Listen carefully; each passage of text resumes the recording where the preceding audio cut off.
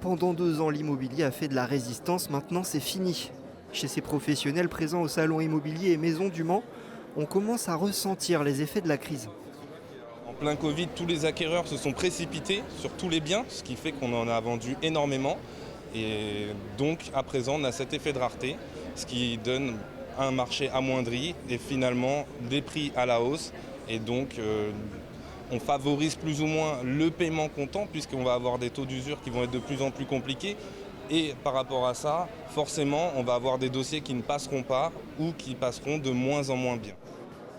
Ce qui freine aussi le marché, en dehors de la hausse des taux d'intérêt et du manque de biens à vendre, c'est la question du coût de l'énergie.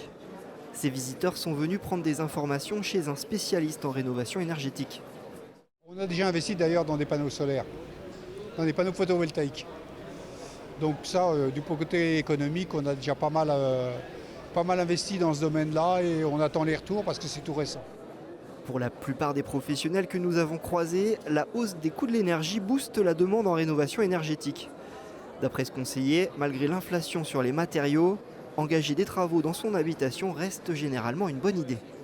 Vous avez des installations qui peuvent aller jusqu'à 30-35 000 euros, qui elles peuvent être rentabilisées en 5-6 ans, selon ce que vous avez comme moyen de chauffage, selon votre consommation, les travaux qui sont faits en parallèle ou non. Encore une fois, c'est vraiment du cas par cas. Maintenant, en général, il y a un retour sur investissement effectivement qui se fait entre 8 et 12 ans en moyenne. Autre secteur touché, la construction de logements neufs. Actuellement, les promoteurs se posent des questions.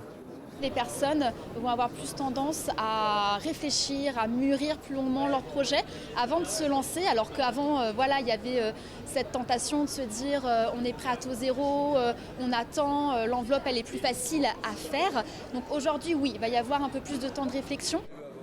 La tendance devrait se poursuivre en 2023.